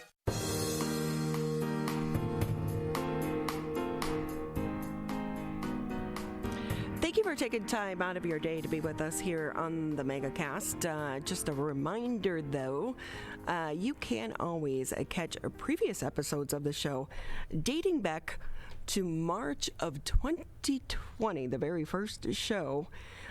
Just go to civiccentertv.com, click on the coronavirus tab. If you don't have time for the entire 2 hours, or you don't want to take the time to scroll through the show, you can go to the on-demand section just to find some of the individual interviews. And we've had so many interesting people over the year. It's almost a year and a half now. Yeah, just about. It's been about a year and a half of the program. Started March 18th, 2020, and all of our interviews are still up on our website. And just click on our MegaCast link. So with that, another interesting guest to round out this Monday. One thing that we have noticed throughout the pandemic, so many people are spending time really paying more attention to the food that we are putting into our bodies, because health is so important. And we do know with COVID-19, a lot of it, how healthy we are really can impact how severe we get the virus if we do catch it as well. So many different factors there. And so we want to go ahead and bring in Lexi Harrison. She's the co-founder of Crowded Kitchen. Lexi, great to have you with us. Hi, thanks so much for having me. Tell us about Crowded Kitchen. Yeah, so we are a mostly plant-based vegan food blog. All of our recipes are found on crowdedkitchen.com. I co-founded Crowded Kitchen back in 2017 with my mom, Beth Sinclair.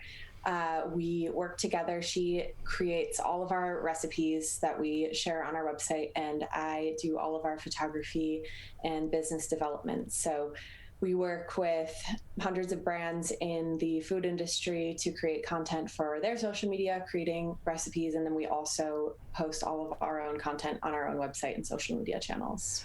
So what's it been like for you and your mom over the past year? So thankfully, since we are all online, and actually since people have been at home more and cooking more, it has not really impacted us so much, which we're very grateful for. But actually, we've definitely seen a lot of growth. More people, every single year that we've been in this business, really, more people are becoming interested in plant-based diet. And so we just continue to see the interest growing, and it's been really amazing for us. So, how do you try to come up with the recipes and be virtual at the same time? Sure. Yeah. So my mom is a genius when it comes to recipe development. She's always been super creative, and she's always had a real passion for cooking. So that's all her. I'm mostly the photography side of things, but she just, one of the things that we really try to focus on is coming up with ways to make kind of classic recipes veganized. So we take recipes that we maybe ate when I was growing up as a child, and we take those and we try to make them, without meat and without dairy. And we've seen that that's really what a lot of people want. They want to have these comfort foods that they grew up with, but without the animal products. So it's always interesting to do that. Yeah. So in the beginning of COVID-19, a lot of emphasis was put on our food supply chain. Did you have any issues in that regard with trying to get some of the ingredients for your recipes? Not so much. I mean, of course, yeah, there were, so many limits on different items. And of course, we were being, like everyone else, extremely careful. So we were only going to the store maybe once every 2 weeks, compared to nowadays we go maybe once a day or so. So that was definitely a challenge. But we actually, when the pandemic started, we really honed in on very simple pantry friendly recipes using staples like beans and things that don't have an expiration date. So we really focused on that for several months, actually. And once things started to open back up, we started doing more fresh produce and stuff. But that was obviously a need. It seems like we're talking with Lexi Harrison. She's the co-founder of Crowded Kitchen. Her video froze up just a little bit. We'll try to see if we could possibly get her back. And she does such a good job taking pictures with this. But one thing we do know for so many industries and companies, social media has really kind of been a lifeline for them throughout this past time when social media, or throughout the pandemic, and trying to keep their brand out there and also grow their audience as well. Yeah, it has, and it's been difficult for a lot of companies to be able to do that, and for a business like Crowded Kitchen that is entirely online, that is trying to engage people online and provide their services to people in a wide range of locations, not just here in the local area, but throughout Michigan, throughout the U.S.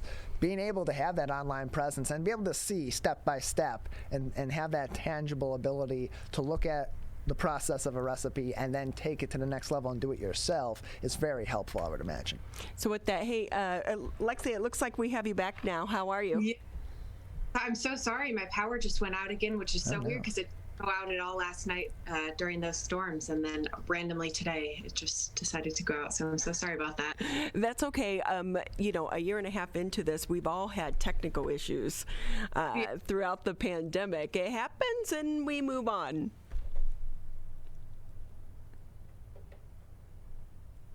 And I think she's freezing up on us once again. So we've been talking with Lexi Harrison. She's the co-founder for The Crowded Kitchen. And Lexi, I think you're back now.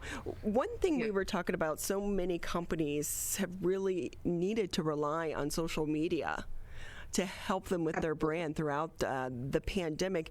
You were kind of, it seems like, ahead of that game prior to COVID. Yeah, so we, our business has actually always been kind of determined by social media. We actually started our entire business on Instagram alone back in 2016, right after I graduated from college. So, that's kind of really how we've built our entire business over the years. And now we've moved into having a website, and we also do photography for brands, including local brands and restaurants and everything. But that kind of came after. So we've always had this strong social media presence as the base of our business. And so that's been really critical for our success in the last year. Absolutely. So what was it like when you and your mom started this? And just thinking like, oh, we're going to start it on Instagram. Yeah, so we actually started, it was my senior year of college, and I was a track and field athlete in college, and I went to a very small school with one dining hall. We had to live on campus all 4 years, and I had these dietary issues where I was allergic to both dairy and gluten. And so I had all sorts of issues with just fueling myself properly as an athlete and dealing with having a very small dining hall. So I decided to just start this Instagram to kind of chronicle what I was eating as a student athlete. And then I decided to go abroad for the second half of my senior year. And at the same time, my mom had been taking some nutrition courses online, and she was like, hey, I'll help you continue this just to keep going while you're gone, just for fun. And it kind of just snowballed from there. After I graduated from college, my first job was for a food media company in New York. And I worked there for a year and gained a ton of experience. And in early 2017, I just decided to move home and take Crowded Kitchen full time with my mom. So I've been here ever since then. What's it like to work with your mom? It's really amazing. We have always worked really well together. So she was actually the track and cross country coach for me in high school at Andover back in the day. So we've always had kind of this really close working relationship. And, of course, it's not always been easy over the years, but especially in the last year and a half, we've really settled into having our business and our personal relationship. And it's just been amazing, and I would not change it for anything. So I'm very grateful for her, and she's amazing. So what you had, the background that you had in food, but it was because of your need that you really were able to build this company with your mom. What advice would you give to others who are maybe seeking to do something similar? Yeah, so when it comes to social media, there's definitely a lot of competition, especially in the food area specifically. So it really comes down to consistency and quality and just hard work. It's really, I think, when you say that you have a food blog, it seems like it's kind of easy and you're just snapping pictures with your iPhone, but there's really so much that goes into it. You have to be a professional photographer, a copywriter, a recipe developer, a business development. There's just so much that goes into it. So it's just a lot of hard work, and it's really important I think it's really important to have a partner that you really trust and work with. And for me, of course, that's my mom, and that's definitely made all the difference because there's no way I could have done this alone. So. And so with that, too, if I could ask you, Lexi, when you had to start eating differently, because you didn't grow up eating plant-based, right? Right. So how hard was it for you to make this shift into a lifestyle? Yeah, so for me, the first two things that I had to remove from my diet were dairy and gluten because I was severely allergic to those. And so that was kind of actually a relief because I started feeling significantly better. At that time, I was still eating meat. And then when I was in college, like I said, our dining hall was not so great. So I honestly didn't eat much meat then because it was just not very good. And then actually it happened when I was abroad my senior year. I didn't have much money to spend on meat, and we were just trying to save money so that we could travel more. And so I kind of just stopped eating it, and I never went back. I really realized that I didn't miss it. I guess I just honestly never really liked it to begin with. And over the years, it's become more about for different causes like environment and ethics and whatnot. But for me, it was really kind of just a personal choice. And we're very, even though our website is mostly vegan, my husband is absolutely not vegan. My dad isn't. We're extremely, tolerant of all dietary choices, and we would never judge anyone for what they choose to eat. And we hope that people will do the same for us. So. And do you find that it's becoming more not only acceptable, but you're able to go out to eat at various restaurants with your friends that maybe aren't vegan and still be able to find something to eat on the menu? Yes, that has been great in the last several years. A huge difference from, even just like 3 or 4 years ago. So it's really nice that we're starting to see more of that from restaurants, and it's definitely a big relief for us, although we're always cooking so much that we don't go out too often. And so with that too, when you're building a brand online, how did you come up with the brand? Yeah, so we, Crowded Kitchen kind of came out of the idea that our kitchen is truly always crowded. We're always working together as a family. It's even grown into more of a family business now because my husband recently left his job last year during the pandemic and is also now working with us. So it's really always been a family effort. And so we were just trying to figure out how we could portray that through our brand name. So that's how we came up with Crowded Kitchen. And building it since then, we've definitely tried to focus on these more family-friendly recipes for the holidays. So occasions where you're gathering with your family members and trying to find ways to make everybody happy with food and not, have people feel left out because they have different dietary restrictions. Lexi Harrison with us here on the MegaCast. She's the co-founder of Crowded Kitchen along with her mother.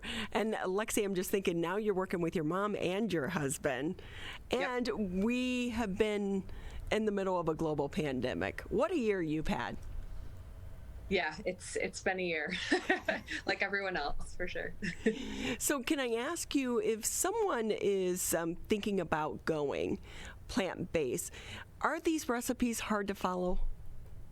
Of course, some of them are a little bit more complicated. When it comes to baking, it's always going to be a little bit more complicated. But we really do try to focus on easy, quick dinner recipes, healthy recipes. So we have a lot of very simple salads and really just simple dinner recipes. So our hope is that any skill level can come to our website and find a recipe that works for them. And when it comes to taking pictures and kind of building your brand, and we do know that social media has really been a lifeline for so many of the business owners, especially small business owners such as yourself. Coming throughout the pandemic. Now, you were lucky enough to start this prior to the pandemic, and you bring in your expertise. But for some of the other businesses that maybe they were starting, really utilizing social media in the middle of the pandemic to try to bring customers in, but as we start to emerge and life gets back to normal, and they drop social media, how important is it to keep that brand up and continue to provide content? Yeah, I think it's so incredibly important. Even considering just locally in this last year, we're always kind of keeping our eye on other small local businesses. And it's just been really interesting to see how some businesses have just really been able to expand and grow in the last year, despite all the challenges that come with the pandemic, because of the way that they've kind of revolutionized their social media. So I think that businesses who are really making that a priority, social media is never going to stop being important. So even though people are going back to more in person, people are always on their phones, and you have to find a way to stand out. So I think yeah, it's been really amazing to see what some brands, and especially local brands, have been doing over the last year. And I think it's going to continue to be a really important part of any small business's strategy going forward. And with that, what's your favorite meal? Oh gosh, that is a really hard question. I really love any kind of curry. I love an Indian chickpea curry, or I don't know, anything really flavorful. And then when it comes to dessert, definitely homemade ice cream is my favorite, so which we have several recipes for on our website. Where can people typically find the ingredients for a lot of your recipes? Are they at the local grocery store, or do they have to go to specialty stores? Very rarely do we have things that are so specialty that you would have to go to a very specific store. You know, really, most grocery stores around here nowadays carry more specialty ingredients, and so we definitely try to be cognizant of that. But yeah, most of our and many of our recipes are focused on fresh ingredients, which of course can be found at pretty much any store. So yeah, mostly any store works for our recipes. Yeah. I think I heard one time that Oreos are vegan. Is that true? They are. They actually just used them some in a recipe the other day. So see, so there are some foods that people would be surprised about that are vegan that they could enjoy. Yeah, absolutely. Oreos, I would say, are probably the most surprising. I can't think of any other really surprising off the top of my head. But Lexi Harrison with us here on the MegaCast. She's the co-founder of Crowded Kitchen, an online business that you started back in you said 2016 with your mother, that grew out of your need to start to eat plant-based. And with that, Lexi, anything maybe I didn't ask that you want our listeners and viewers to know? Not that I can think of. If you're looking for plant-based recipes, of course, you can find all of our recipes on crowdedkitchen.com.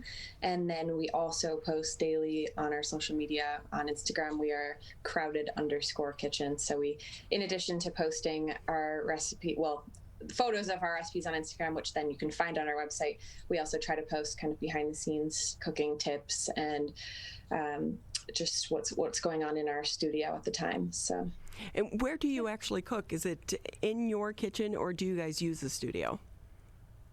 So we shoot out of my mom's house, which we've turned into our at-home studio.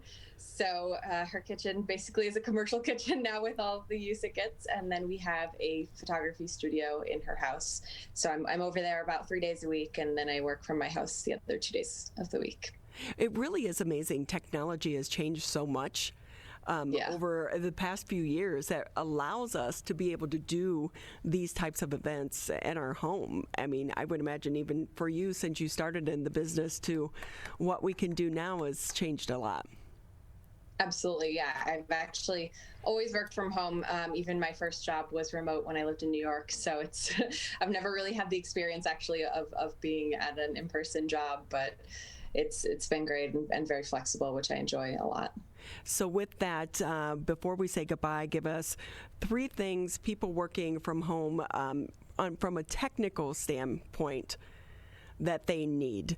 Do they need like a big DSLR $5,000 camera, or can they take really good pictures with their cell phones? You definitely can take good photos with your cell phone. It really depends on your goal. If you are trying to turn it into a full-time business like ours, I definitely would suggest investing in a good quality camera, just because it makes the entire process so much easier. You don't have to be as good at styling and editing because the photo is that much better already. So yeah, it absolutely depends on your goals, but I would say for small business owners that aren't necessarily focusing on photography like we are, absolutely just, there are several courses out there where you can learn how to improve iPhone photography, and it really does make a difference because there's, like I said, it's such a saturated market. And if somebody's scrolling through their Instagram, they want to see photos and videos that really pop. So I think it's an extremely valuable tool for any small business owner. Well, Lexi, we wish you and your mom continued success, and your husband now as well. Thank you so much. That is a family business. Lexi Harrison with us, co-founder at Crowded Kitchen. You can find them on Instagram. And, Tyler, I remember when I first got on Instagram, there was so much pressure back in the beginning to really post very good photos because it was for photographers in the beginning before, the younger kids got on and kind of took over because they didn't want to be on Facebook because all their parents were on it. But the photography on Instagram, so good. It really is. It kind of forces you to up your game. It does. And the quality of the photos on Instagram have vastly improved over the years, but also the content side of that as well, where people are being much more informative and much more interactive, and a lot like Lexi and her mom are doing with Crowded Kitchen, being more informative and helping other people through their posts, being very, very technically correct and making excellent photos and providing exceptional visuals to people, but also information that is useful to them as well, and isn't really doing what a lot of other social media does, where it creates a lot of fear of missing out and other things. It's being helpful to people's lives. So with that, I'm not sure how close we are to the top of the show because my internet about 30 seconds. Seems to have gone out, but we want to say thank you for taking time to be with us here on the Monday edition of the MegaCast. We're starting to hear all the noise as they redo the parking lot outside. We'll see how much is left. We'll see how much is left when I look out the window. They were really making way this morning. Well, parking lot or not, we'll be back here tomorrow, 10 a.m. bright and early. This has been the Monday edition of the MegaCast.